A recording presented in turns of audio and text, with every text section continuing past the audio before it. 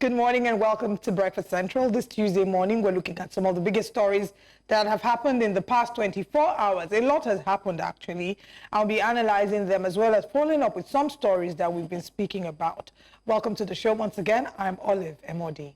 And I am Osaugi Ogbon. Thanks for joining us. Remember to please be a part of our conversations this morning simply by joining via social media at News Central TV. Let us know your thoughts on these important stories that we're going to be discussing. And just before we bring you our top stories and, of course, our breakfast headlines, just a quick chat about some of the things that have happened in the last 24 hours. This is maybe in the last 48 hours, actually, and it is, I believe, something that would also come up later today. Is the reaction to statements from the Labour Party presidential candidate, Peter Obi, on the podcast, where he was a guest on, which, I described, to a large extent as mischievous.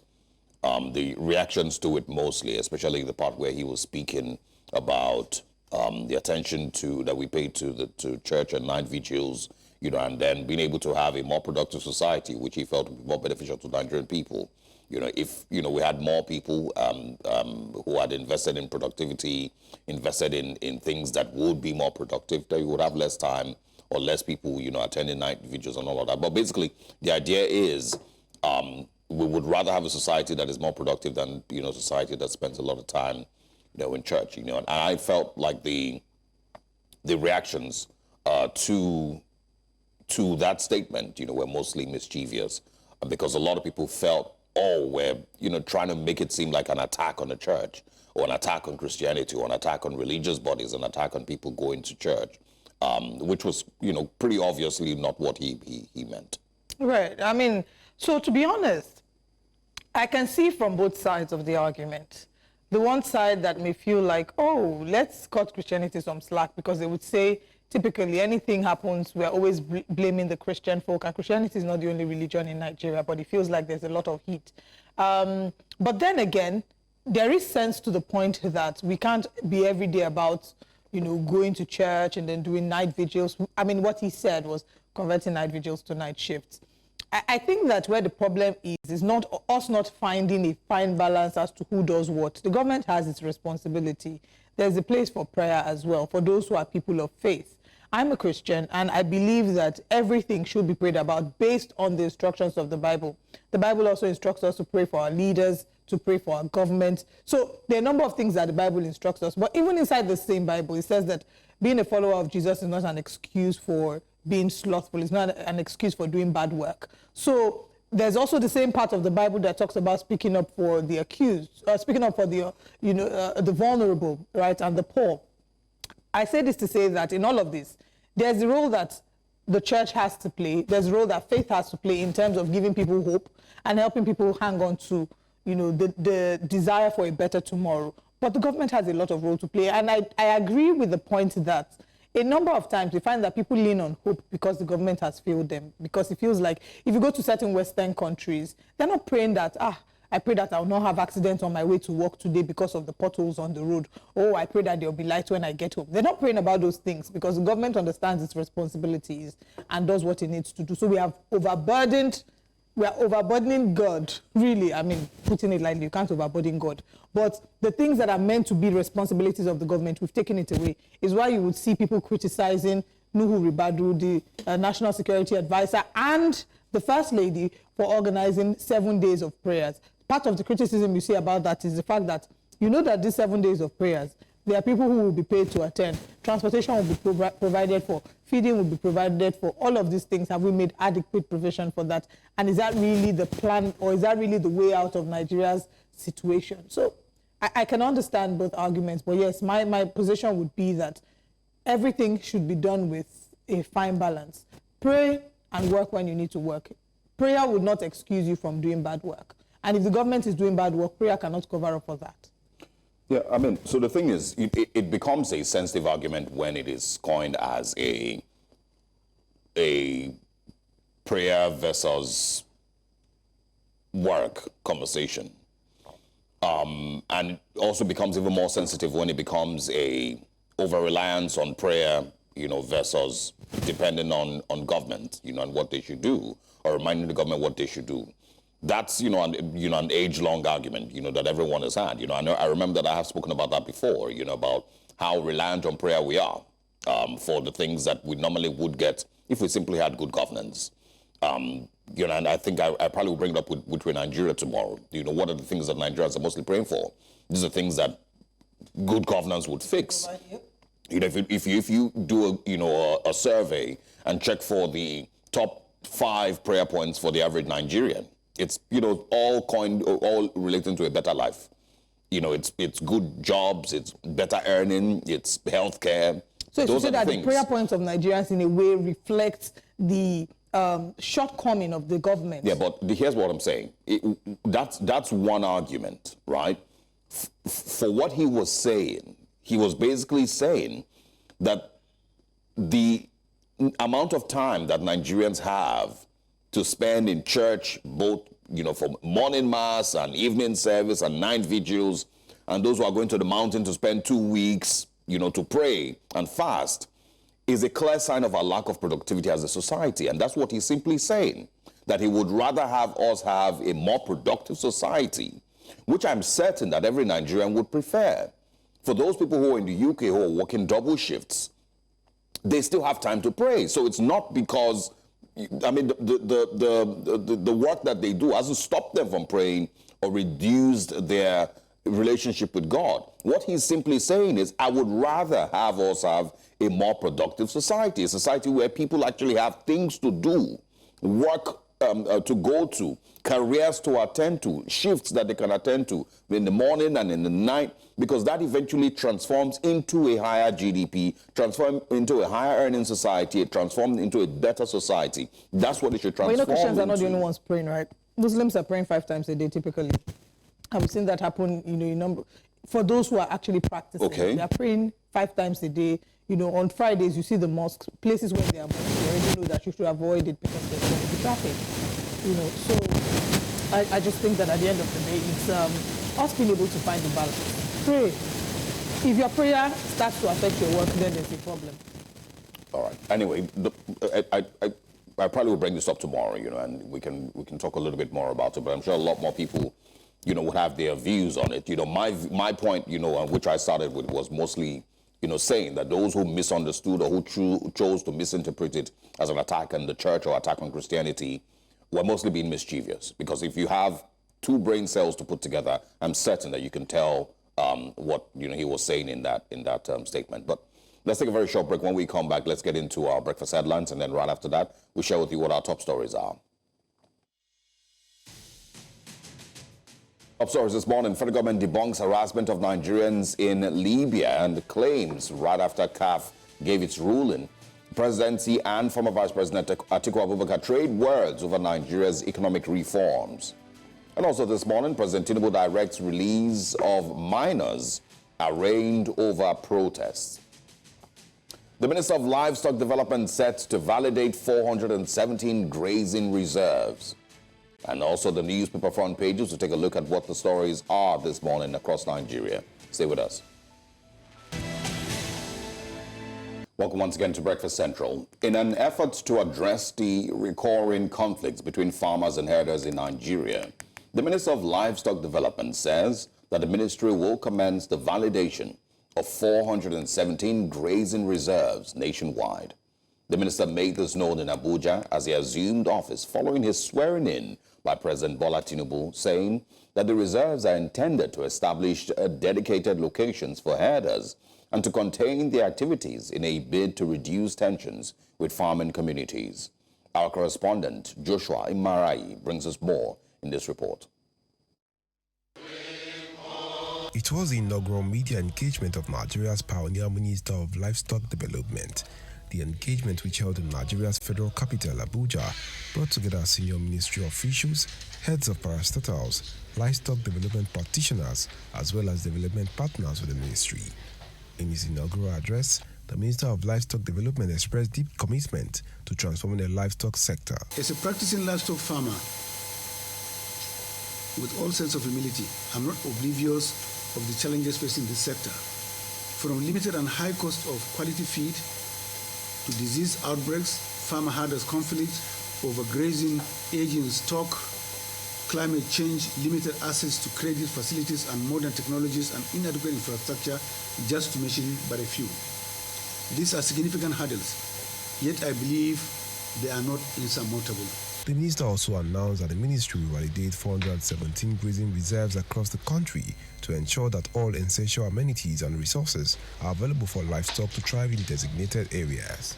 Once these grazing reserves are available, have no legal encumbrances, and are suitable enough for us to regrass and make all the necessary amenities and fundamentals of life for the livestock to remain in one area, this is exactly what we want to do, and we believe this is a panacea, a permanent solution to this problem.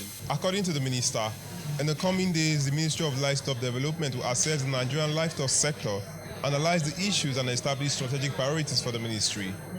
In Abuja for News Central, I am Joshua Imadayi.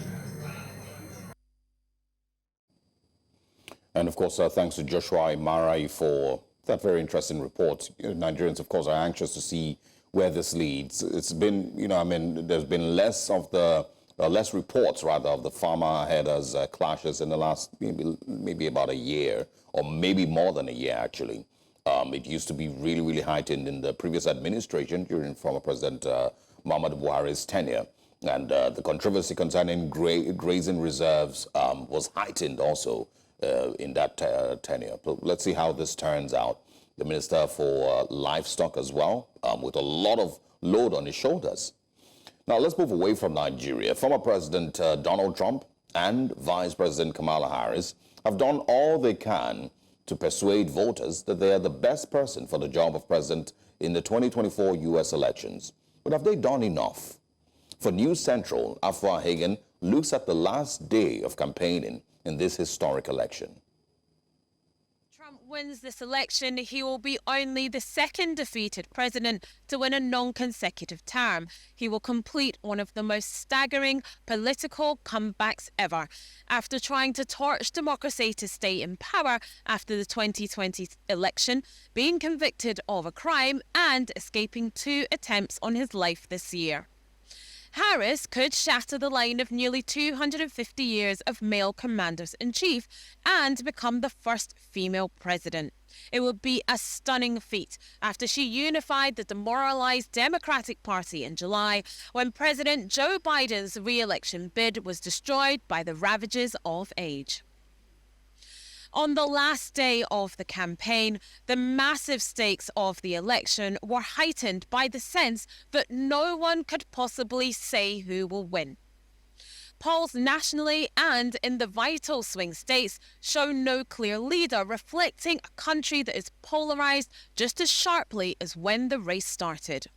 But the possibility remains that one candidate has managed to fashion a late advantage in battlegrounds, including Pennsylvania, Michigan, Wisconsin, Georgia, North Carolina, Nevada, and Arizona, and sweep to a wider than anticipated win. Democrats are encouraged by apparently strong early turnout amongst women voters, with abortion rights a potentially pivotal issue in the first presidential election since the Trump-built Supreme Court majority overturned Roe v. Wade in 2022. Harris has also worked to repair fissures in the traditional Democratic coalition, trying to appeal to black men and Latino voters in particular. Trump is banking on voters weary of high food and housing prices and still feeling the trauma from now-called inflation, and he has demonized undocumented migrants to highlight a southern border crisis. The Biden administration struggled for months to recognize the gravity of each of these issues and to offer effective remedies, meaning the seeds of a possible Harris defeat may have long been sown. And Trump's team is convinced he will eat into the traditional minority Democratic constituencies and again bring out people who don't typically vote. More than 9 years after first entering the presidential fray, Trump may be as strong politically as he's ever been. He's crushed dissent inside the GOP and cemented his unshakable bond with tens of millions of Americans who believe he speaks for them and confounds elites who they believe disdain them. Yet Harris heads into Election Day with a chance to end the Trump era and hand a second straight electoral defeat to a Republican Party that appeased his lies and threats to the Constitution in the hard-line pursuit of power. But with Election Day now upon us, none of the polls matter anymore. Americans are about to make their choice. For News Central, I'm Afia Hagan in Washington, D.C.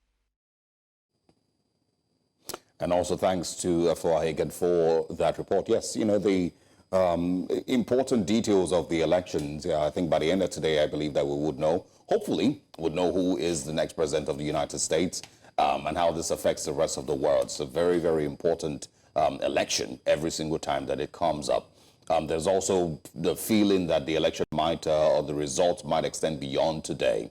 If you remember a couple of days ago, there were statements from the Democratic Committee, rather, that the counting, or not the Democratic Committee, actually, from some states, that their counting might extend, you know, to about 10 to 12, 13 days of counting, you know, which many people also, you know, spoke against, because it makes absolutely no sense that the United States of America cannot wrap up elections, you know, in 1 day, or maybe 2 days max of counting, and everybody knows who exactly the president is. But what is important, and what are the details that matter to you, even as a Nigerian without an American passport?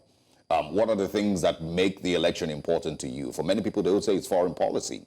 What is the current foreign policy of the Democratic Party? What is the likely foreign policy of the Republican Party under Donald Trump? And how do these things matter to you as a Nigerian? For those of them who are in the United States, they also, of course, we're talking about abortion rights and the economy and immigration and, of course, foreign policy. Control. Gun control, yeah, I mean, yes, you know, those are some of the things that will matter to them. But for me here, I'm thinking mostly foreign policy because I want wars to end.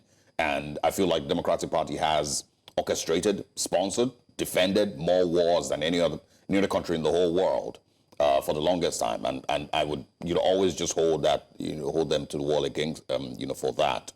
And just to add to what you've said, yes, foreign policy is a key part because many people wonder why are Nigerians so interested in America's politics? Even people who are not involved in Nigerian politics are very much interested in America's politics. We cannot ignore the fact that America is a world power and that, you know, America in a way can influence a number of the decisions that happen globally.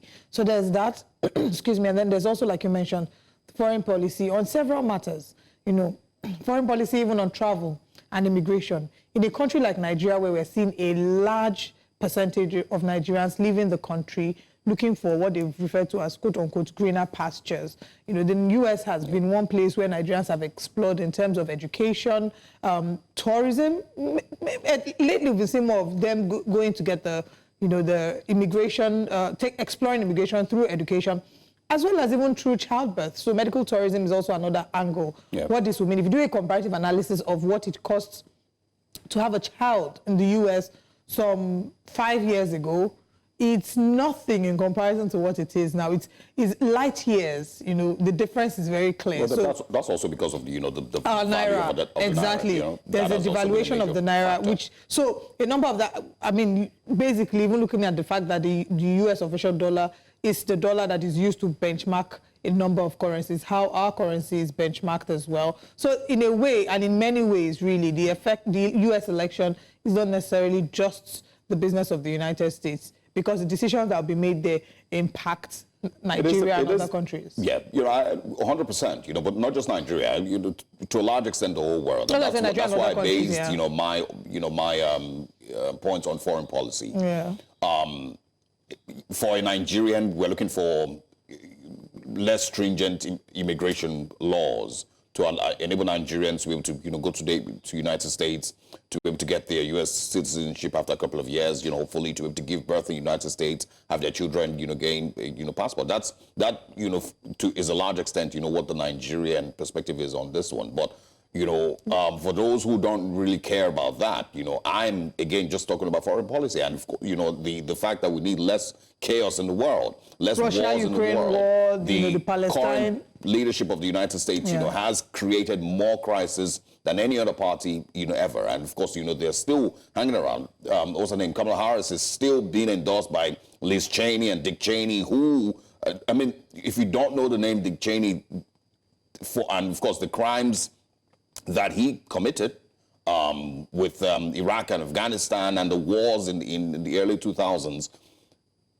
those are names that you should automatically be red flags for any party. But they are being endorsed by these people, and they are rubbing shoulders with these people and not celebrating, these two people. So for me, that is the biggest concern. Who is going to be the less war-mongering president for me? And I don't want to say any names. But that for me is the most important thing. Foreign policy. For those, of course, who are concerned about immigration, they have every right to be concerned about immigration. For those who are concerned about, the rights of women, women's you rights, saw the march yesterday, where they were marching across. I think it was in Washington. I'm not so sure now. These women who were beating drums, marching, and basically pushing for the rights of the abortion rights of women, sexual reproductive rights, stating that women should be the ones who have rights over their bodies. Another very controversial issue. I think that's another issue that people can use to either lose points or score points, because a very sore issue. The Christians or certain conservatives will definitely kick against it, because it's looking more like the right to life is also a right that is enshrined for the unborn child. I mean, but some others would then tell you that the extremity of it is, even if you want to remove the moral argument, the extremity of it would arise where even women have medical emergencies that need abortions, but they can't get it done because the law, is. I mean, so the overturning of Roe v. Wade by Donald Trump was a huge, a controversial, very controversial move when it happened. So yes. That also, will definitely come up here and there, in parts of people's discussions. The LGBT community also has a voice in this whole, conversation. But I mean, that's for them over there, and they have every right to feel one way or the other concerning who they want as president. I'm mostly just focused on what affects me as a person, what affects the average Nigerian, country. exactly, affects those of us here in Africa.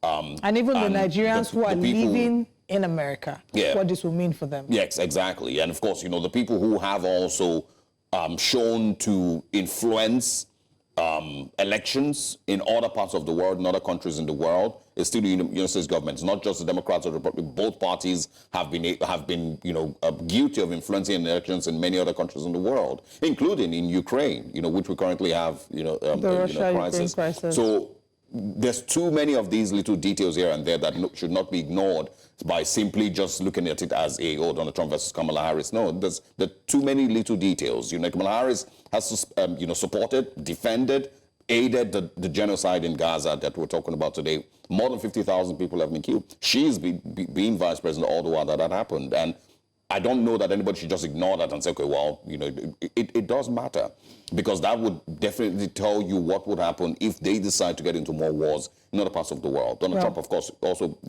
killed General Soleimani while he was president, which could have led to another crisis with Iran back then. So it's not like at the end of the day, I guess none of them has like a completely pure record at the end of the day. No, so but he has a much better record with wars and crisis, yes. So I think it's largely dependent on what exactly it is that you're looking for and the kind of future you're looking at for America and then for Nigeria. But anyway, may the better man or woman win. The Nigerian government has debunked reports of inhumane harassment against Nigerians living in Libya following the Confederation of African Footballers, that's CAF's ruling, in favor of Nigeria. CAF had awarded the Super Eagles points and fined Libya $50,000 for alleged mistreatment during a Nations Cup qualifying match, and that $50,000 was supposed to be paid within the 6-month period. Now, according to the Ministry of Foreign Affairs, Nigerians in Libya are going about their daily lives without any issues, and the government remains committed to protecting its citizens. Now, recall that the Nigerian team was left stranded at the Al Abrak airport for 20 hours, despite the pilot's advance warning of a fuel shortage. This incident led to CAF ruling in Nigeria's favor and the subsequent fine imposed on Libya. This morning, we'll be looking at diplomatic ties between both countries when dealing with citizens, the impact that this would have on future competitions, and what Nigerians should be aware of. Now, joining us to unpack these issues is the founder and CEO of TAF Africa, of course, formerly the Albino Foundation, Jake Ekpele. Good morning. Thanks for joining us. Good morning. I was just listening to you guys, and well, I also do analyze the American politics, and this is interesting. What's going on? But let's get your thoughts. Let's quickly get your thoughts. On what you expect, and where it is important for you. Well, a couple of years I used to reside more in America than I do in Nigeria. So first, I'm a Democrat, so so that will influence my thought. I think you have a very valid point in some of the issues you weighed in on, but I differ with the concept that Democrats or Kamala Harris or Joe Biden's government has been fully supportive of what is happening in Gaza. The truth remains that Israel has a right to defend herself, even though sometimes they overdo it. However, the current American administration,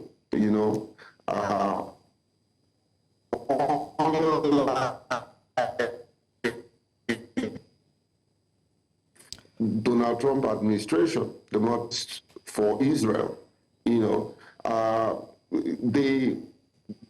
Biden administration has been a bit more soft in defense, total defense for Israel, because Biden administration fully supports the two-state solution, and like your colleague said, which you alluded to, the election can go either way, but I expect Kamala Harris to win this election, knowing fully well the kind of resources, finance, policy direction that she seems to have.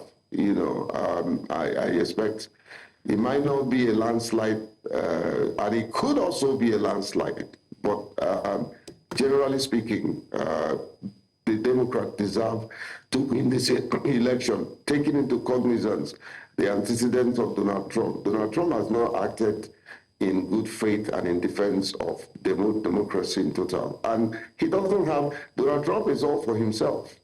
He does not have both Africa and core Americans at heart. Donald Trump is simply fighting to evade going to jail. I mean, that's a discussion for another day. I mean, there are too many points that you've made, that if this was a conversation we're having, that I would 100% disagree with.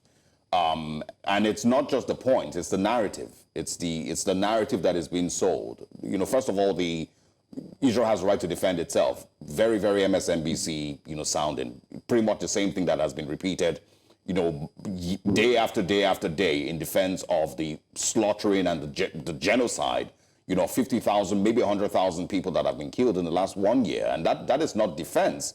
When you kill 100,000 people, you can't keep saying that, as an excuse. And we've seen, too many videos, too many clips, of these people basically murdering civilians. That is not, it has a right to defend itself. There's too much evidence as well that this has nothing to do with Hamas. There's stuff that is going on in the West Bank. There's stuff that is currently going on look at the number of people that have been killed in Lebanon in the last month. It has nothing to do with Hamas or Hezbollah at some point. That is really just the excuse that is being used. And I mean, if you look deeply into the October 7th issue itself, you would clearly see many, many red flags with the story that was told. The amount of time that it took before Israeli response vehicles and Apache helicopters came, the fact that Israel had been supporting Hamas, Benjamin Netanyahu had been supporting Hamas, funding Hamas for many years as his way to ensure that there's no two-state solution. There's too many things that are just obvious red flags, and I don't agree that the Democrats support a two-state. No, they don't. It's all just talk. They don't. You've given them $23 or $25 billion in the last 1 year. You've seen what they've used all that money for, to murder these people. And, it's just easy to say, oh, they support a two-state solution. No, they don't. I totally do not agree. My dear, the thing is, I don't want to deviate from your subject matter.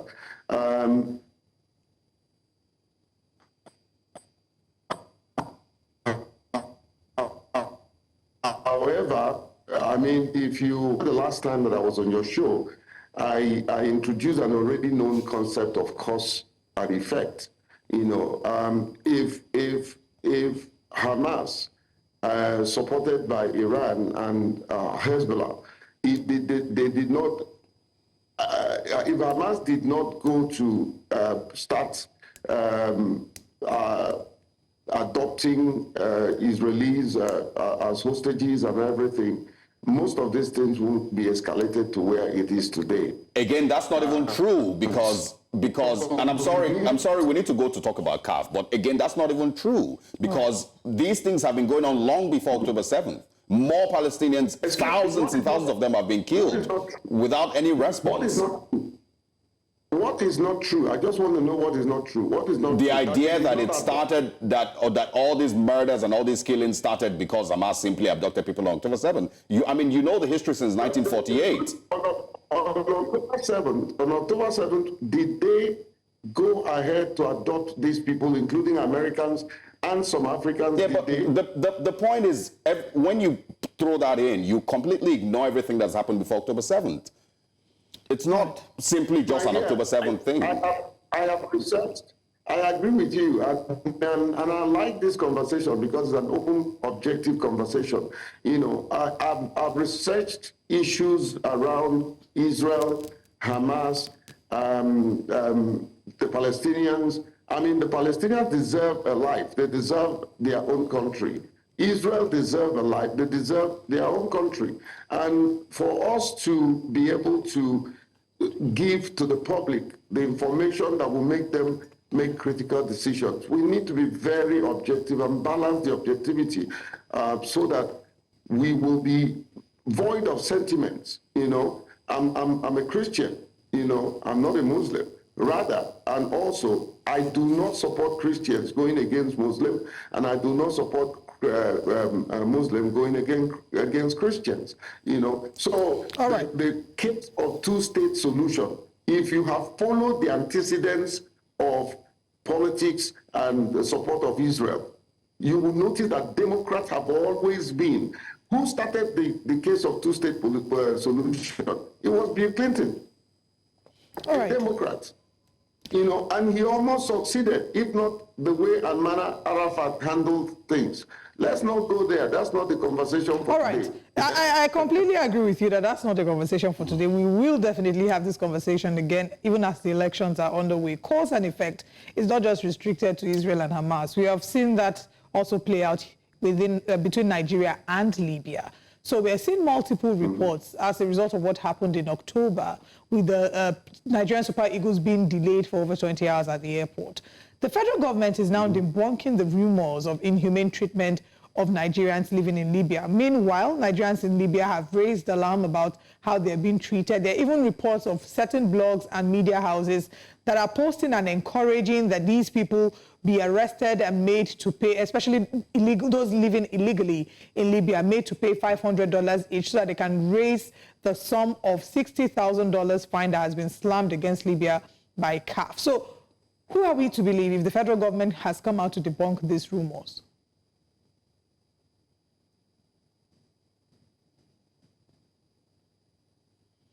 Mr. Epele, are you here with us? I think, my dear, and I thank your station. Can you hear me? Yes, we can hear you now. Please go ahead. Can you hear me? Yes, please. Okay. I said I want to thank your station for being bold to bring up this conversation. You know, I think the time has come for Nigerian government and Nigerians in general to show patriotism, whether it's a local patriotism or global patriotism. It is not true for anyone to say that the claims of many Nigerians, the videos are out there that this thing is going on in Libya. You know, it is true. It is true. And the time has come for Nigerians and for foreign ministry, including the Diaspora Commission, to step up their game, to defend her citizens in spite of just the rumor of it should be investigated and defended, you know. So the story remains, like your colleague aptly put it, The claim that when they came to Nigeria, they were mistreated. Information has it that they chose the airport they wanted to land, Port Harcourt, in place of Uyo. They were given the best of transportation to take them to Uyo. They were treated fairly well, you know. So the idea of trying to use this opportunity of the penalty that they are asked to pay as a result of their irresponsible act and very inhumane act, taking it out of Nigerians living in Libya. There is no doubt that many of them are living there illegally, which should not be applauded. I believe that people should follow the legal means of staying in a particular country. But even when they are illegal, the International Convention provides that they be treated void of human rights violation. You know, and so what is happening right now should be investigated, and all the diplomatic channel of ensuring that the citizens in that country, Nigerian citizens in that country, are fairly treated, you know, follow the conventional way of handling issues like this.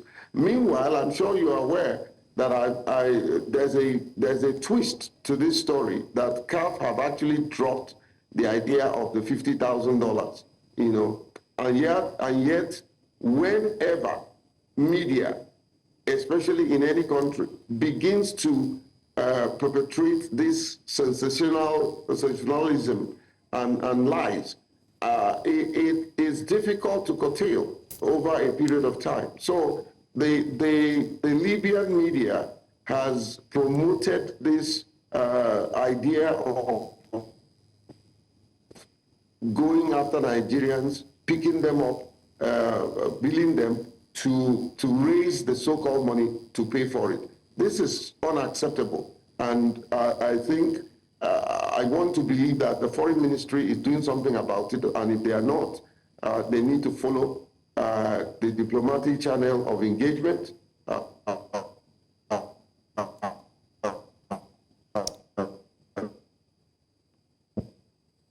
Okay. To ensure that those, and tell him that his attitude and the attitude of his country will not be accepted. But if so far with their current disposition, they're saying that denying this inhumane treatment, and I completely hear you that the government should be a defense. The government should be like that parent that the child is never afraid to run to say, I'm being bullied at school. And if the government is not positioning itself in a way that sends a message across to other nations that Nigerians are not to be toyed with, home or abroad, then what hope really is there for the Nigerians who are living in Libya, who constantly share these videos? Also, how do we then send across the message that we're not to mix sports with politics? There's a governing body, there are governing laws, and the moment that they start to make this a thing about a nation, whereas it's a sporting, you know, situation, a sporting issue, the moment we start to personalize it as a nation, then we are deviating from the spirit of sportsmanship that we should naturally embody. Absolutely, I agree with you. We shouldn't mix politics with sports. However, this is one issue too many, and we sit down and fold our hands until things get out of hands. In diplomacy, there are channels of communication. There are situations where you pick up information even before they begin to happen, and be proactive in your engagement. And that has been our problem, whether it's security, economy, management of economy, issues like this. We wait until it happens, and then we start towing a reactive approach. This information was in the public domain, that Nigerians are going to be attacked. This information was on their public media. They didn't hide.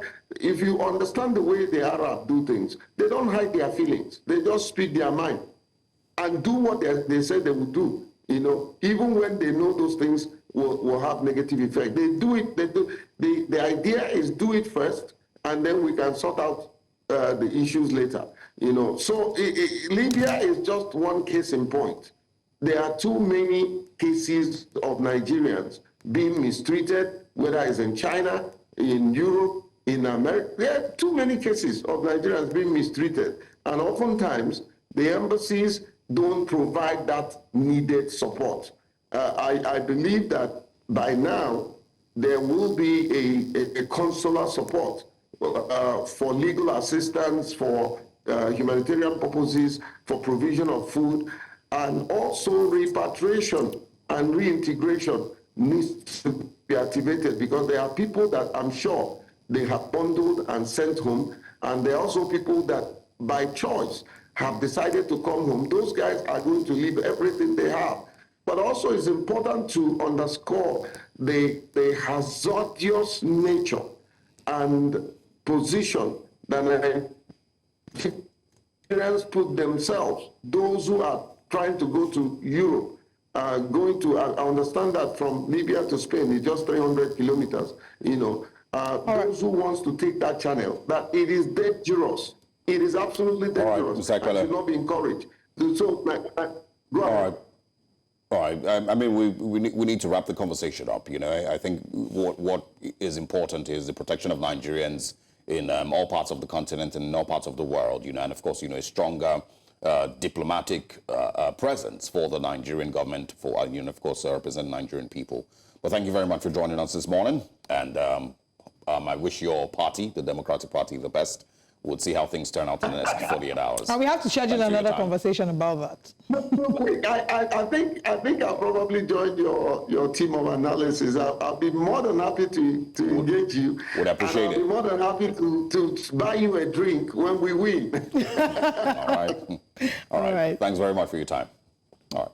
Thank you, guys. Thank you. All right. Still on Breakfast Central this morning, the administration of President Bola Tinubu has responded strongly to recent criticism from a former Vice President Alhaji Atiku Abubakar over its economic reforms.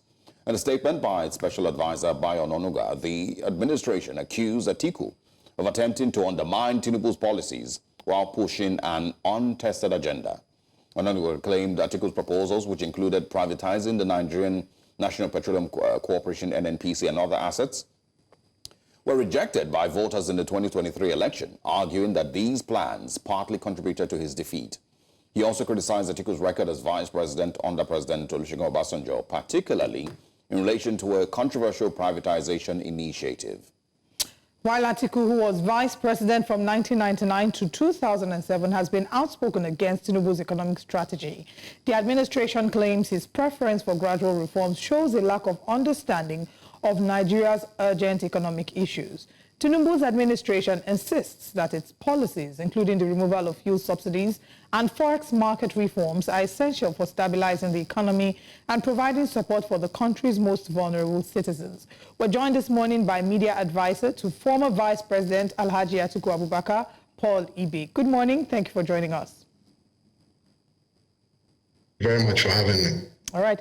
Is there any sense to the argument that there should be a gradualist approach? And we've seen that, said by a number of Nigerians who argue that where we are, yes, all the presidential hopefuls or presidential candidates for the different parties had all said that they were going to remove subsidy. Maybe not the devaluation of the naira, but, many would argue that both of them happening almost at the same time is what has jeopardized our economy, and that there should have been a gradual approach to that. Is there any sense to Onanuga's claims in that regard? Well, the truth is that His Excellency Atiku Abubakar did, he has been consistent with his policy, and he had always felt that there was something not right about the administration of the subsidy regime, and he had proposed, to remove it. The issue is not the removal of the subsidy. It is how it was done. It was like somebody going to a party overnight, having had a binge, and then, make a pronouncement. There was nothing deliberate, about that removal. It was casual, and it was not thought through. And that's why we are having, the problems that we have been having till date. From the very first day, that President Tinubu, announced the removal of the subsidy. There was no plan to mitigate the suffering that Nigerians were bound to have. There were no cushioning effects and all of that. So, I mean, it was obvious that either they were not fully briefed about the reality, or they were not prepared, for the challenges. Yeah, I mean, one of the things, I think you could quickly also respond to this. One of the things that, Baron Onuga said, is that President Tinubu took measures that should have been taken decades ago by Alhaji Atiku Abubakar. So is this a point that you maybe agree with? That in 1999 or till 2007, the former Vice President and Olusegun Obasanjo should have maybe taken the steps that, the current president is currently taking. They should have removed subsidy at that time. It's like a man, quarreling with his tools. When Tinubu became the president, he inherited both the assets and the liabilities. So he should stop looking back like Lot's wife, else he turns into a pillar of salt.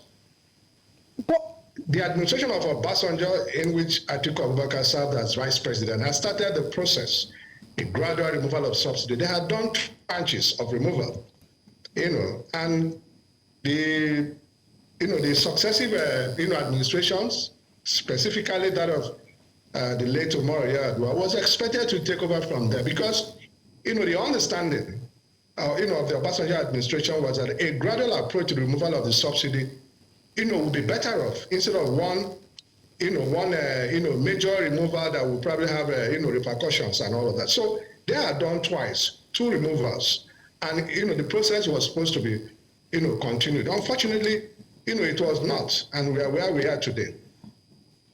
Okay, so I think the question that we're saying is in reaction to, or in response to what you've said about him not looking back, because at the end of the day, he would, he's not Lot's wife.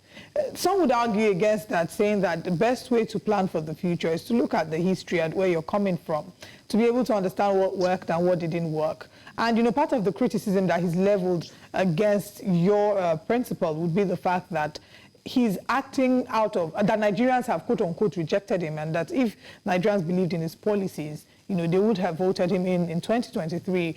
Part of it would be that they have probably analyzed his time, while he had office, and saying that he probably did not do as decent a job as they would have expected him to do, which is why they did not give him their mandate. So do you agree with the point that, or does it make sense to you that we actually need to go back and look? We can't throw away, we can't rewrite our history, we can't throw it away, and if we are going to forge ahead, we need to look back at what has worked, what hasn't worked, and know what to do better. And also the swipe at Alhaji Atiku Abubakar that Nigerians have rejected him. Listen, first off, Nigerians did not reject Atiku Abubakar. We all know how that election, went. It was a mandate that was stolen. The mandate of Nigerians were stolen, by the APC administration working in cahoot, with the criminal, INEC and all other, state institutions. That was exactly what happened. So that's a settled, issue. By the way, we are not aware of any presentation that were made policy-wise by the Tinubu administration. Maybe that is why, they're running from pillar to post with their trial and error policies. Atiku Abubakar presented his, my covenant with Nigeria. Those were his policy prescriptions. And, when he unveiled it, he actually asked Nigerians to make inputs, into those policies. And then, those policies were updated, and we had an updated version of his, of his policy prescriptions. Like I said, we are not aware that Tinubu had any policy. If he had, we would not be where we are today. They were never prepared, for the challenges of governance. Tinubu's, as a candidate, knew the state of the economy. He knew, the state of the subsidy regime. So you cannot be crying over spilled milk. You cannot come, long after you had, won the, you had, become president, and you're unable to govern. You are unable to, to deal with the challenges of subsidy, of the challenges of, of the forex regime, the new regime that they had introduced. And so they have only but themselves to blame for why Nigerians continue, to suffer, for why Nigerians continue to be in pain. And it is clear that some of these pains are inflicted, by his policies. Nigerians are suffering on account of that. You can't tell a people to sacrifice. You can't tell a people to fast while you're having a feast. The Tinubu administration, the cabinet, his appointees have been having a feast.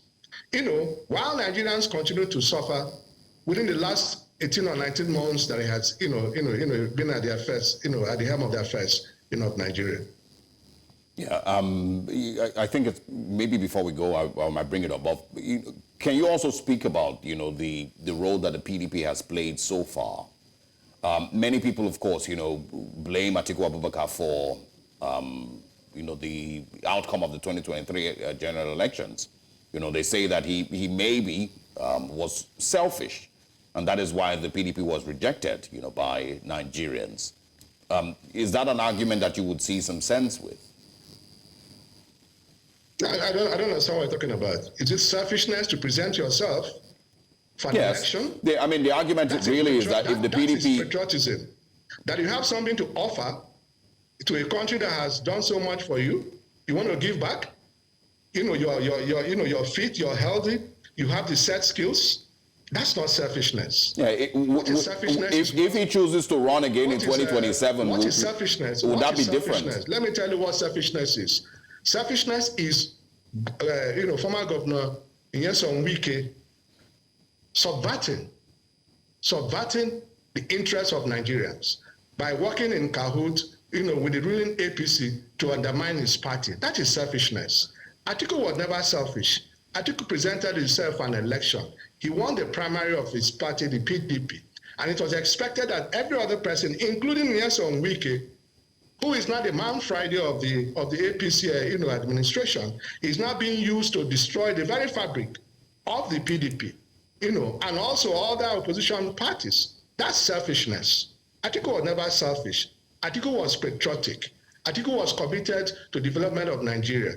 That was why he presented himself for election.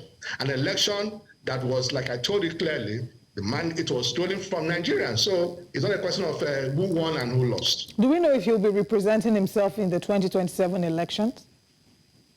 That's not a conversation for now. What we should be focused on now is the well-being of Nigerians. Nigerians are suffering. Nigerians are suffering every day. We need to have a country first before I begin to talk about your aspiration, your ambition. It is focused squarely on that. It is not I think it is insensitive, to Nigerians for anybody to be talking about 2027. And clearly that's what the Tinubu administration is doing. Instead of governing, all of his calculations are towards how to upend, the opposition party, to destroy the PDP, to destroy the Labour Party, to destroy the NNPP, to pave the way for a dictatorship, for a one-party state. That is what they are focused on, and that is why they continue to fumble, and to stumble, in the act of governance. Okay, and I think initially you said that they were unprepared. Can you speak a little bit more about that? They came into office knowing because Bayo Onanuga, has repeatedly said it, that the president met a very deplorable economic situation, that he has taken these steps in order to fix. So is it your view that they knew the situation on ground and yet they campaigned, won the elections, and still didn't have a plan? Well, Tinubu is of the APC. His predecessor was the APC. I believe that he must have been fully briefed about the state of play, about the state of the economy. So he was well aware of it, even more than Atiku Abubakar. Atiku Abubakar never received any briefing, from the government of that day. Whatever we got was what was published in, what was in the media, available in the public domain. Having said that, if he met a deplorable economic situation, the reality is that he had made it worse by his failed policies. He has made it worse. It has become terrible. Look at all of the indices. Look at inflation. For example, look at food inflation. I mean, Nigerians can afford, barely afford to have one, square meal. Look at the prices of commodities. Look at the price of bread, for example, trending toward 2,000 naira for a loaf of bread. I mean, look at the price of cooking gas. Look at the price of these are the things that people need to suffer, and so it's even a miracle that people continue to to suffer. Over the weekend, I traveled to Lagos, and I was moving from Egbeda, to Surulere, and it was the close of work, and I saw an army of people, and they were trekking for long distances all through that the journey that I made from Egbeda in the outskirts to Surulere. People were they were trekking on the road. That is what who has done to Nigeria. So it should stop. It should stop boring us, with how deplorable, the economy was. He knew the state of the economy. He was not prepared for it. He's not crying over spilled milk. Yeah, that's the reality. All right. Saying that he wasn't prepared for the current reality, some would argue against it, some would support it, but people have started to make moves and plan towards the 2027 general elections. The PDP as a party has been facing a lot of turbulence lately. Do you think that the PDP is positioned as the opposition party that will be able to combat the APC in the next elections? Listen, the PDP, like every other party, including even the APC, have their, they have their problems, right now. And like I told you, the strategy of the APC, the Tinubu-led, APC administration, is to undermine and destroy, the opposition parties. Clearly, that's what they have to do. However, very soon, the PDP is, exploring all its, in-house mechanisms, for resolving some of the issues. They are going to, resolve their issues, and they are going to be able to, even beyond all of that, because His Excellency Atiku Abubakar has been urging for a united front, of opposition parties. They need to come together. It is important. By the way, the APC, that was CPC and AC, AC and all of the other parties, met together. They came together, in 2003, before the 2013, before the 2015 election. So it is important, but not just the PDP, for all the opposition parties to stand united, to harmonize their strengths. Well, that is, the only way that they can kick out this party. Will this include meant well for us? In terms of their delivery? Will the reforms include the possible ejection of Nyesom Wike from the party? Well, I can't sit here and tell you about what will happen. Nyesom Wike should not have any fears if he has not been involved in anti-party activities. But it is clear that he, as far as the PDP is concerned, Nyesom Wike is a prodigal party member. All right. Thank you very much for joining us this morning to have the conversation. Our fingers are crossed. We will continue to hope for the best for our country and fight for same. Thank you for your time. Thank you so much. All right. Now, let's quickly bring a recap of the conversations we've had this morning and then let you know what's happening next. This morning on Breakfast Central, the federal government debunks harassment of Nigerians in Libya claims. We had Mr. J. Kepele to talk to us about it. And we also have just concluded the conversation. Presidency and Atiku trade words over Nigeria's economic reforms. And the Minister of Livestock Development set to validate 417 grazing reserves. We did bring you a package talking about that. Now let's share with you what's coming up next. Welcome back to Breakfast Central. We have joining us to review what the papers are saying this morning, the publisher of the Niche newspaper, Ikechukwu Amechi. Good morning. Thank you for joining us. Good morning, Olive. How, sir? Good morning, sir. Eku US voting. Yes. Yeah, today is the D-Day. It is indeed. All right, now let's begin this conversation this morning with the Leadership newspaper. And on the front page of the Leadership newspaper, the big story is Harris versus Trump. U.S. decides in make or mar presidential poll. How an election 10,000 kilometers away concerns Nigeria and Africa. We're also seeing here, God will handle bad leaders, according to Sultan. EFCC arrests Okowa over alleged 1.3 trillion naira fraud. And final story, their road projects drag as Forex hike raises bitumen price by 150%. I think we should start with the story of, I'm a bit torn. Oh yeah, there's some stories by the side. I apologize. I don't think that I saw those ones earlier. The stories on the side that we're seeing there. 6 die in Niger auto crash. No cabal in Aso Rock. Chad exits MNJTF operation against Boko Haram, and CSOs propose 37 amendments in Constitution Electoral Act. So let's start off with the story about EFCC arresting Okowa over alleged 1.3 trillion naira fraud. That's a story that just, it broke yesterday. And there are those who are wondering why they're arresting him, and yet there's no finality to the Yahaya Bello case yet, and he's been on the run. Do you smell any foul play here, or are they just doing what they're meant to do? Well, it is just the usual drama. If Okowa has committed any infractions while in office for 8 years, he was invited by the EFCC to Port Harcourt, and they decided not to let him go. The only thing I find not proper in the way EFCC does these things is this issue of media trial. Of course, it was the EFCC, having invited him, that, of course, released that statement to the media. And the media trial has started. 1.7 trillion, 1.2 trillion, blah, blah. At the end of the day, nothing. Like you said, Olive, we are still on the Yahaya Bello for almost God knows how long now, and there is no finality to that. This is not even Yahaya Bello appearing in court. He has refused to appear in court.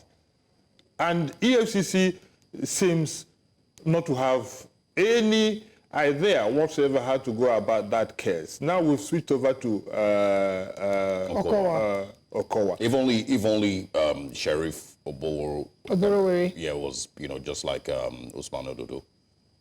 They will have gone in hand, and the EFCC will have not been able to stop them. Right? Exactly. So the EFCC, if it wants to do its work, let it do its work. We are tired of all this media drama, media trial, and all that. If anybody has done something against the law, there are enough laws to take care of it. But going behind to try to convict somebody in the media, public opinion, even before you conclude your investigations. And at the end of the day, 1.2 trillion, you go to court now, if at all it ever gets to the level of court, and the whole thing will fall flat because the EFCC has no capacity to do forensic investigation. All it does is you've arrested one Yahoo boy and all that. It is becoming a shame the way EFCC is carrying on, and that is not helping anybody. Yeah. I think it's also, a clear, sign of our criminal justice system, and the failings that it currently has, where for a case like this, you should be able to have a very, very thorough investigation carried out, with your fact. So whatever it is that you're inviting someone, you're not detaining the person simply for the fun of it. You are taking the person to court. And you are presenting hardcore evidence of what your investigation has thrown up, that it will be almost impossible for you not to get a conviction. But now you arrest somebody, and that is when you now start going to do... to ask for time to investigate. It doesn't make sense. Right. Tinubu orders release of detained minors. If you remember one of the lawyers for the, I'm not sure... The prosecution. Lawyers, said that they were not minors. That some of them are married and whatnot, but the president has, said that they be released, as of course they are obviously minors. I understand that the Nigerian legal system has its own different interpretations for what a minor is. Notwithstanding whatever the Nigerian legal system thinks about who a minor is, the thing is that Nigeria is not an island. We are not isolated. We are living in a global community. And there are best practices. What has happened? What happened on Friday has caused us embarrassment that I don't even know how we are going to get out of that embarrassment. Before the whole world, the picture of that absurdity of children, minors, collapsing in court. Children that were not supposed to be there in the first place. Well, it is good that President Bola Tinubu did what he did yesterday. Some people have now praised him. Did he not know before now? If he didn't know, didn't his Attorney General and Minister of Justice know? If he didn't know, didn't his IG of police know that those children are minors? After all, we hear that when they were taken to Kuje prison, that the prison said, no, we can't take in these people. And they were taken to one place where they were completely and thoroughly dehumanized. And what was the crime? That they participated in a protest. Look, what the Tinubu administration did was to criminalize protest. And they knew what they were doing. They knew why they had to take in those children. They wanted to set an example so that you don't, when tomorrow you are asked to protest, you don't go out there to protest. We've had so much from the Tinubu presidency that you don't even know where to start from. Well, thank God he has ordered for their release. But even at doing that, I'm going to read out what Professor Chede Odenkalo tested I saw that yesterday. What did he say? He said, Nigeria is an impressive pass. A judge who clearly had power in law chose to impress the president rather than do right by law. A president who clearly lacks the power in law chooses for the sake of populism to order a judge in a way he should not. And that's the irony of what is now going on.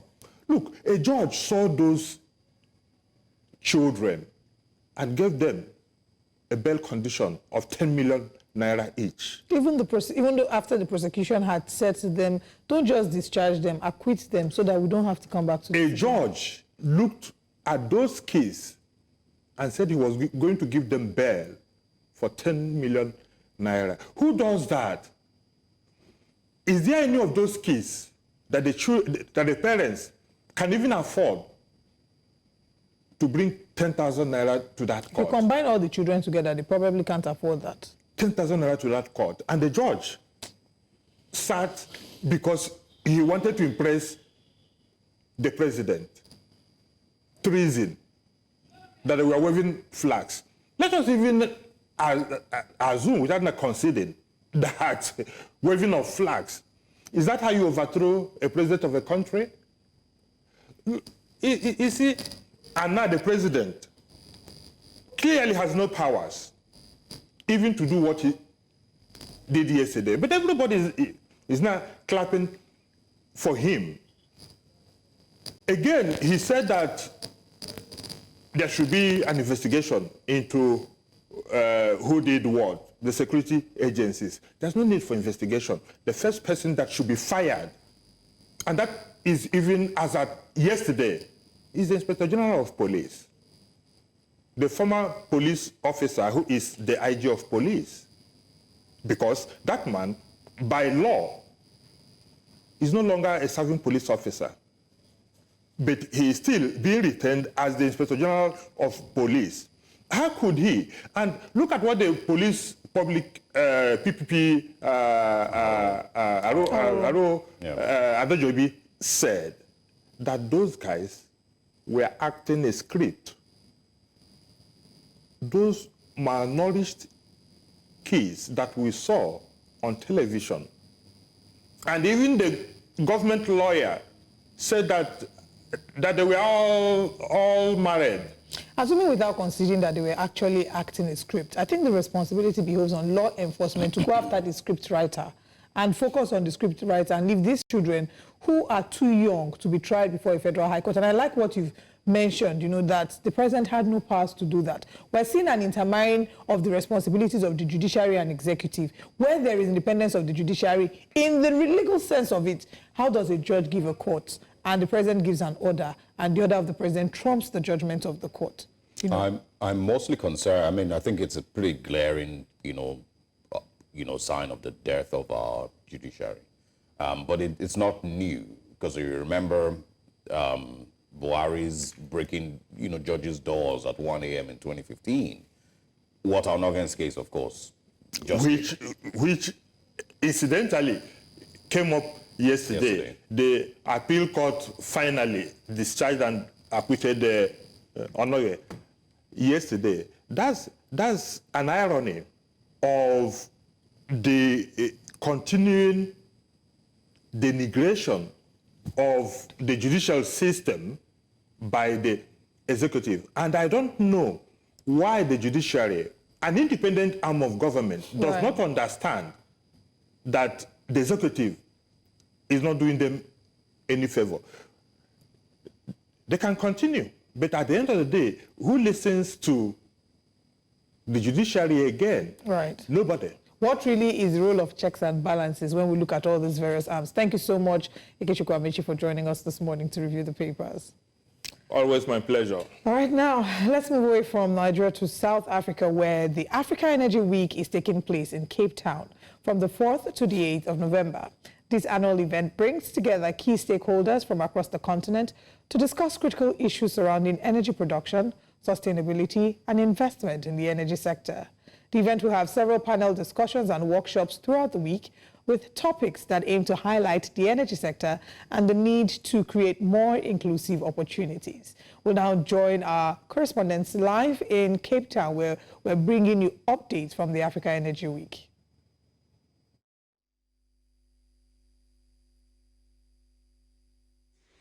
Ministers gathered in Rwanda under the high patronage of President Lorenzo to mandate us to sign an MOU on the establishment of the Africa Energy Bank.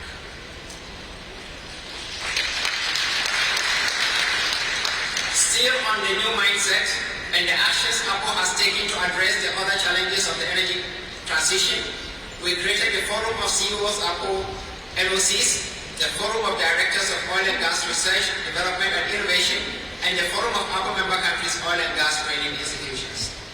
Our ultimate objective is to have regional centers of excellence in the various sectors of the oil and gas industry.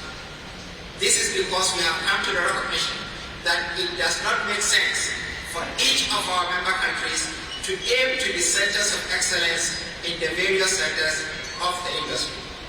Individually, none of our countries has all it takes to successfully address all the three challenges that we face. By pulling our resources together, we have all it takes to do so. The first regional centers of excellence can be replicated with time. On energy markets, it's important to understand the provision of energy infrastructure is a major prerequisite for the development of energy markets, whether at national, regional, or continental level. Sadly for Africa, for the nearly 100 years that we've been producing oil and gas, our focus has been to produce oil and gas for export. Hence, we never developed national, regional, or continental energy infrastructure which would have created homegrown market for our energy. Instead, we were made to erroneously believe that our people are too poor to buy energy. So we produce energy for those who can afford it, while we abandon our own people to wallow in energy poverty. And because they are too poor to buy energy, they are condemned to perpetual poverty because there is no society that has broken from the poverty or underdevelopment cycle without making energy accessible and affordable to a vast majority of its people. The other possible reason is that having gotten used to receiving dollars from oil and gas exports, with which we satisfy the conspicuous lifestyles of our elites, we have found it difficult to prioritize energy access to a vast majority of our people over other peoples. Your Excellencies, ladies and gentlemen, APO is today focused on creating an integrated regional and continental energy markets.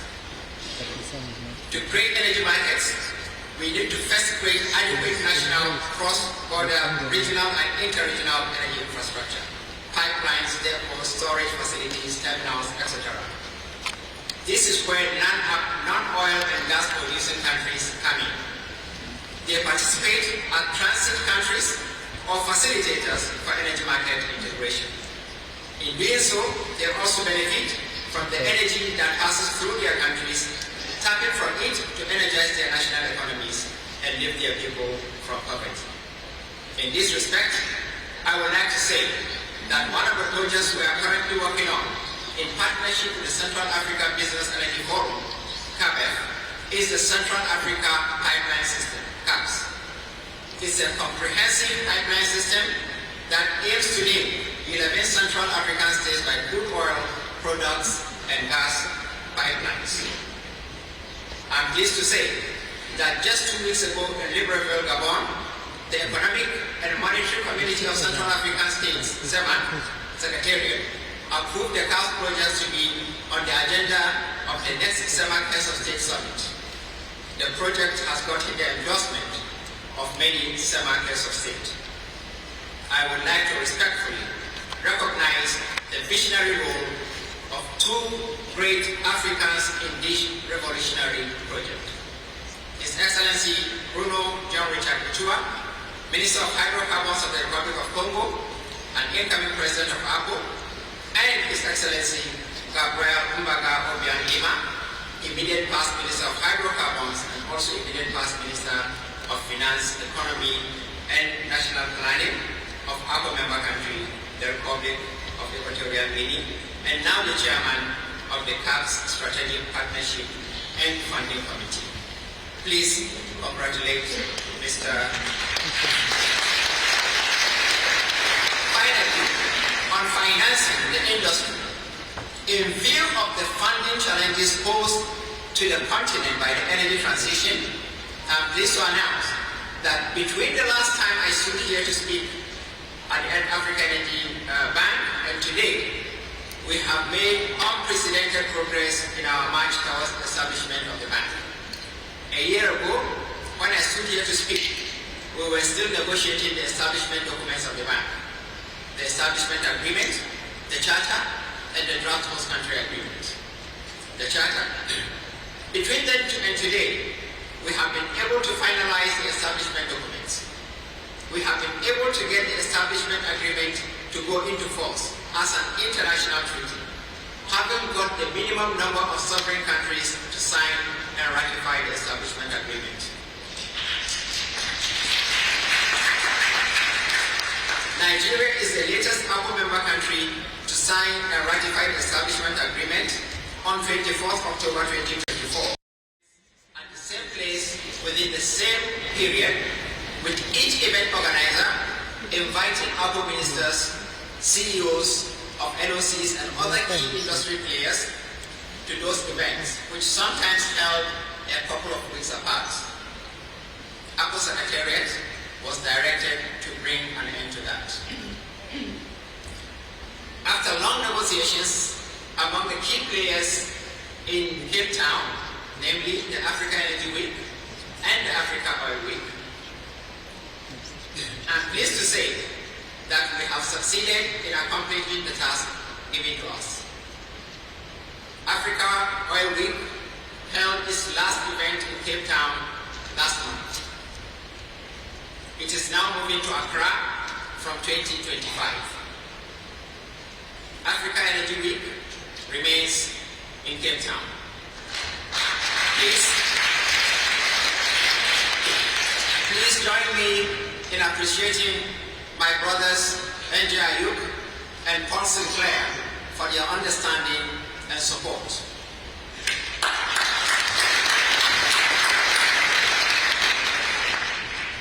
The APO Ministerial Council has also approved that the African Petroleum Congress and Exhibition, CAPE, which APO has organized on a rotational basis among its member countries since 2003, be now be held on rotation among sub-regions of the continent and to be truly pan-African. It's going to be different from other energy events in the sense that it shall focus on how Africa is practically addressing the identified challenges of the oil and gas industry in Africa. Our exhibitions shall focus on oil and gas research, development, and innovation that are carried out on the African continent. It shall focus on energy infrastructure projects, planned and ongoing. The CAPE shall be an inclusive event, bringing together all key stakeholders. The full modalities of the organization of the CAPE is still being worked out, but it promises to be Africa's version of the OTC. We will leave Africa Oil Week, Africa Energy Week, MGBC and others to be talking. We will be doing the practical because that is the way to move forward. Ladies and gentlemen, I thank you for your kind attention.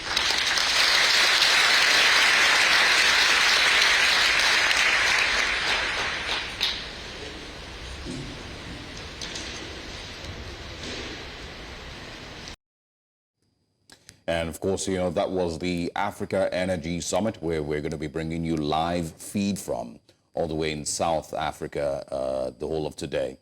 But, you know, back here in Nigeria, over 20 minors arrested during the End Bad Governance protest remained in custody, though recent developments suggest they may be released soon. Now, after intense public pressure, President Bola Tinubu has called for their immediate release and ordered an investigation into the circumstances leading to their detention. These minors, initially charged with terrorism, have been held for months, leading to criticism of the conditions and legal justifications surrounding their confinement. Human rights advocates argue that these young protesters should not be penalized for exercising their rights amid the country's socio-economic challenges. And again, you basically have seen, we had this conversation a few minutes ago with our guest, Mr. Ikechukwu Amechi, and part of the conversation that was had was exactly why this is something to rejoice about. This matter was brought to light because of a video that was made in court. The social media activist Very Dark Man had also done a video about it, sharing about the condition of these young people when he saw them in cell. And you know what strikes us is the fact that if this was not even filmed and posted on social media, Nigerians would never have known. For these pupils, no, not even pupils, these children who have been in detention for about 3 months, they probably would have still been kept in detention, malnourished. The conditions of their being detained, terrible. The president has ordered an investigation into the conditions of their detention. But what is really sorry is the fact that they were even arrested and kept in prison in the first place. Not just any prison, but a federal prison, and not just for 24 or 48 hours, but for a duration of 3 months, malnourished, not properly taken care of, and then being charged with terrorism. And that one lawyer stood in front of the media to defend why these minors were being charged with terrorism, trying to excuse himself from the argument and stating that these people are not minors, a number of them are married, when we can all clearly see that these are not just minors, but they are the vulnerable in the society that the government should swear to protect, or the government has, an obligation to protect. Now, what's even more damning is the fact that we are seeing here a number of things that have occurred, that the judge even gave judgment. Even when the defense counsel tried to move for, after the collapse of these minors, the defense counsel tried to move for the judge, not just to, discharge the 4 who had collapsed, but also to acquit these minors as they had no place in the Federal High Court. But that the judge refused this prayer, this application, and then granted them bail to the tune of 10 million naira each. Stringent bail conditions that a House of Representatives member will not be given. Recall that a House of Representatives member was caught on camera assaulting a citizen, Stephen Abueseya, and was given a 500,000 naira bail condition. Compare that to what these minors were given, 10 million naira, looking like politics at play. Now, what's even worse is that the action of the president has been applauded, saying that some would interpret it as the government is listening. The government is listening to the cries of Nigerians. Nigerians have criticized the fact that these minors were not just arrested but kept in detention, but the president has given the order. Again, what authority does the president have to give the order to overturn the decision of a court? So as noble as this action seems, again, it highlights the fact that when we talk about separation of powers, the powers are not really separate in any way, and that the independence of the judiciary that we are talking about is a really, really long cry, and we have a long way to go as a country, really. Well, I mean, I don't think there's much that should be added. One thing, to say is really that we all know what we are doing, regardless of what, political or religious, reasons that we want to give to ourselves to defend our actions. We all know what we're doing. When you see these things and you decide to look the other way, it's not because you're not aware that it's bad. It's just that, at that point you need to eat, or for whatever reason it is, you decide to ignore it. But we all know what we're doing, and we all know what we're doing to our country as well, for our own, for individual benefits here and there. We understand the deplorable situation of the Nigerian prison. The average, hardened criminal self finds it difficult to survive in those places. So imagine putting a child in, that type of situation. This is a child that the Nigerian government has failed. So the reason that they are available and they are on the streets, to be even giving flags or to protest in the first place is because the Nigerian government, first of all, failed them. And just like, Peter Obi, had said concerning productivity and church, if we had these kids in school, engaged in school, we wouldn't have them on the streets. And so the government, first of all, failed them. And then after failing them, has now decided to punish them as well for complaining about being failed or for protesting. And again, we all know what we're doing. I pointed this out before, and I don't want to, speak too much on it. I pointed out before that what we're seeing once again is a very glaring death of the Nigerian judiciary, a very shameful and shameless death of the Nigerian judiciary. That is pretty, obvious here. But again, we all know what we're doing. Now, we've shared with you, our quick thoughts on this one. And of course, we've had guests also join us, a bit earlier. But let's share with you what Nigerians are saying. Coming up right next.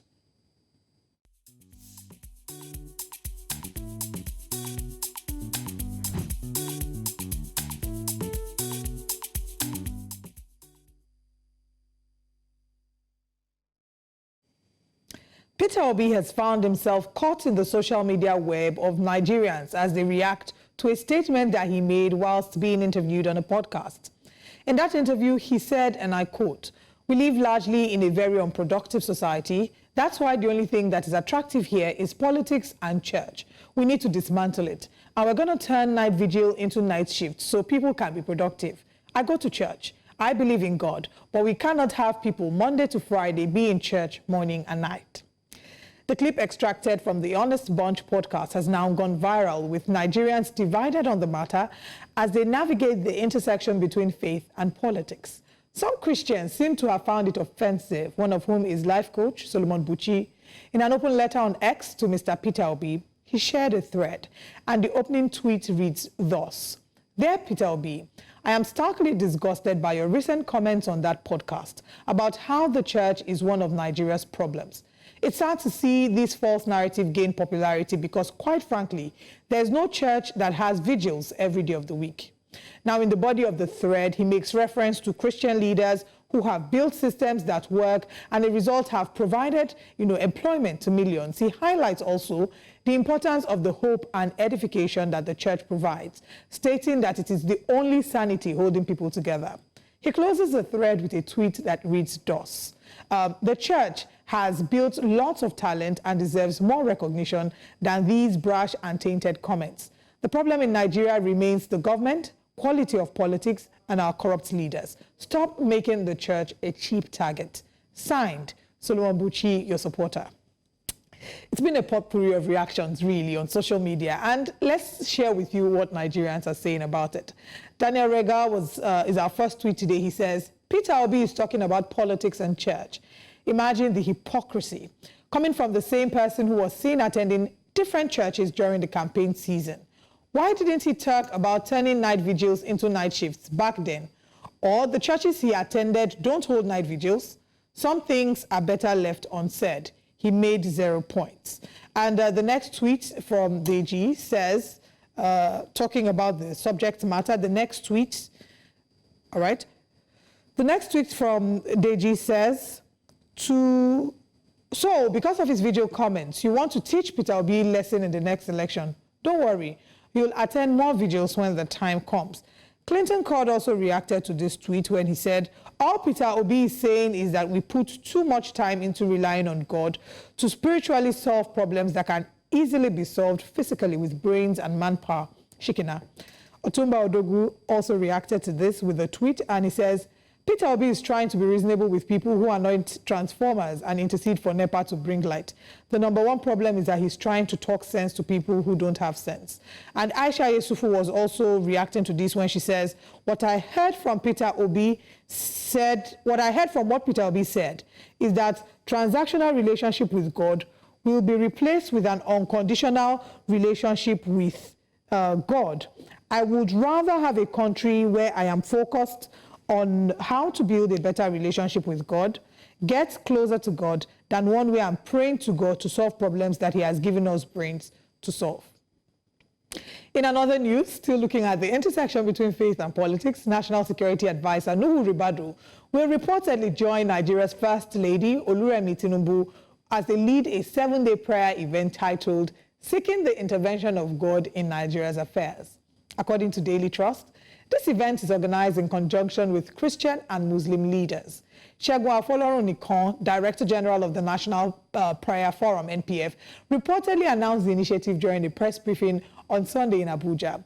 Afolorun-Nikan said the prayer will help the country overcome its challenges, noting that unity is crucial for finding lasting solutions. He stated further by the end of his prayer session that we believe that with God's wisdom, our leaders and citizens will find the strength to confront our common enemies. Let us know what you think about these positions and the arguments about the intersection between faith and religion. Tweet at News Central TV. But this is all that we have this morning on what Nigerians are saying. Welcome back, and of course, thanks to Olive for sharing with us those comments and what Nigerians are saying in response to various topical issues across the country. Now, as we wrap up this morning, let's move back to South Africa, where the Africa Energy Summit is taking place. We, of course, are streaming live and bring you the live feed from the summit. Thank you very much for joining us and being with us all through Tuesday morning's broadcast of Breakfast Central. We'll be back here again tomorrow morning. I am Osaugie Ogbonwa. And I am Olive Emodi. Let's now head to Cape Town, South Africa.